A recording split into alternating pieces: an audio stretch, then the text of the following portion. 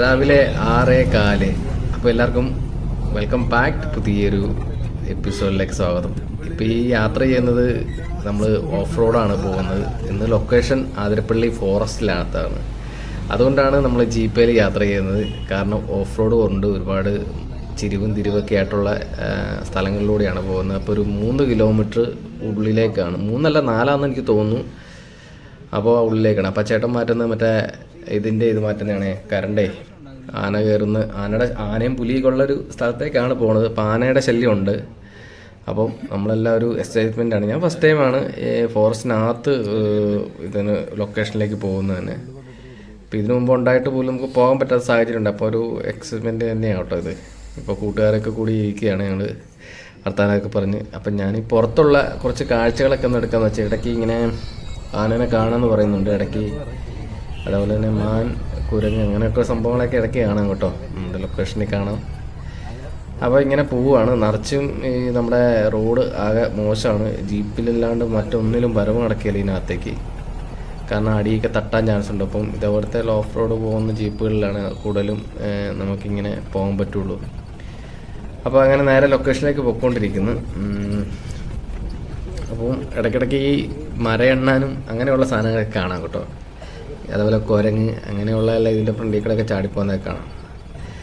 അപ്പോൾ ഇതേപോലെ ഷൂട്ട് ചെയ്തേക്കുന്ന ഇതിനു മുമ്പ് പുഷ്പ, രാവൺ, അങ്ങനെയുള്ള പടങ്ങളൊക്കെ ഉണ്ട്. ഇത് തോട്ടയോ ഈ ആന വരുന്നതുകൊണ്ട് ഇത് എറിയണം. അപ്പോൾ നമുക്കിത് വെച്ചേക്കുന്നത്. അതുപോലെ സെറ്റ് നോക്കാൻ വേണ്ടി ഒരു ലോക്കലായിട്ടുള്ള 2 ചേട്ടന്മാരുണ്ടായിരുന്നു അവിടെ. അപ്പോൾ അവർക്ക് ഇങ്ങനെ കൊടുത്തിട്ട് പോണേ. അപ്പോൾ ആന ഇത് ഈ റൂട്ടിൽ കൂടെ ഒക്കെ ഇറങ്ങി അപ്പുറത്തെ റൂട്ട് കണ്ടോ, അതേപോലെ കയറി അങ്ങ് പോകുന്നൊരു സെറ്റപ്പൊക്കെ ഉണ്ട്. കണ്ടോ, ഇത് പുലി ഇറങ്ങിയതാണ്. അപ്പോൾ ആ ചേട്ടൻ കാണിച്ചു തന്നെ ഇത് ഇവിടെ പുലി വന്നതൊക്കെ.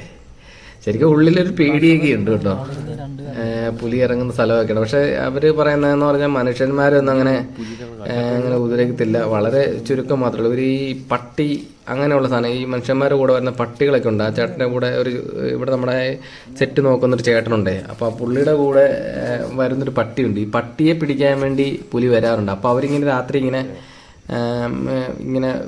വെയിറ്റ് ചെയ്തിങ്ങനെ ഇരിക്കും. അവിടെ ചെറിയൊരു തീയൊക്കെ ഇട്ട്, ഭയങ്കര തണുപ്പായിരിക്കും. അപ്പോൾ അതിന് വേണ്ടി അവരെങ്ങനെ ഇട്ടിരിക്കാനായിട്ട് ഈ സാധനം വരുമ്പോൾ കണ്ണൊക്കെ തിളങ്ങിയിരിക്കും.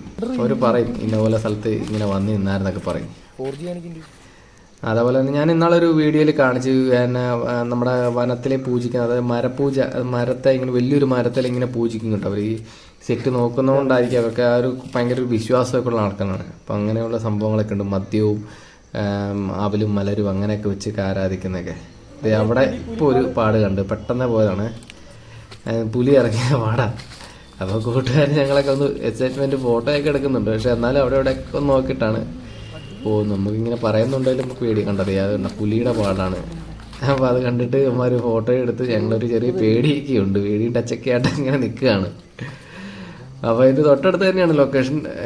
ഈ നമ്മുടെ ഈ പുഴയില്ലേ, ഇതിനോട് ചേർന്നാണ് ഒരു അമ്പലം സെറ്റ് ഇട്ടേക്കുന്നതാണ്. അപ്പം അതൊക്കെ നമ്മൾ ഇതിനകത്ത് ഉൾപ്പെടുത്തിയിട്ടില്ല, കാരണം സിനിമയാണ്. അപ്പോൾ അതൊന്നും ഉൾപ്പെടുത്തിയിട്ടില്ല. ബാക്കിയുള്ള കാര്യങ്ങളൊക്കെ സിനിമ ഇറങ്ങി റിലീസായി കുറച്ച് നാൾ കഴിയുമ്പോൾ നമ്മൾ എന്തായാലും അങ്ങനത്തെ വീഡിയോ ഒക്കെ ഇടുന്നതായിരിക്കും.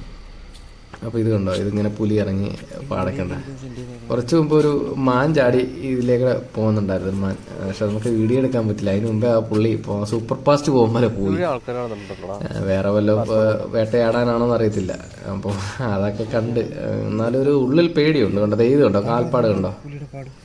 ഇതുണ്ട് പുള്ളി നമ്മുടെ അവിടെ നോക്കുന്ന, ലോക്കലായിട്ട് നോക്കുന്ന ചേട്ടൻ പറഞ്ഞു ഇത് പുലിയുടെ പാടാണ്. പുള്ളി നമ്മുടെ അടുത്ത് അപ്പുറത്ത് കാണിച്ചത്. ഇതുപോലെ തന്നെ മാൻ്റെ കൊമ്പാട്ടോ, ഇത് കടിച്ച് കീറി കേഴയാന്ന് തോന്നുന്നു. അതൊക്കെ ഇങ്ങനെ കിടക്കുകയാണ്. നമ്മളെല്ലാം ഒന്ന് വീഡിയോ എടുത്ത് മാത്രമേ ഉള്ളൂ, അതിനകത്തൊന്നുമില്ല. അപ്പം ഷൂട്ടിംഗ് പെർമിഷനോട് കൂടിയാണ് നമ്മൾ ഇതിനകത്ത് കയറിയേക്കുന്നത്. അപ്പോൾ അടിപൊളി കാഴ്ചകളാണ് നമുക്ക് ഇതിനകത്ത് കിട്ടിയത് കേട്ടോ.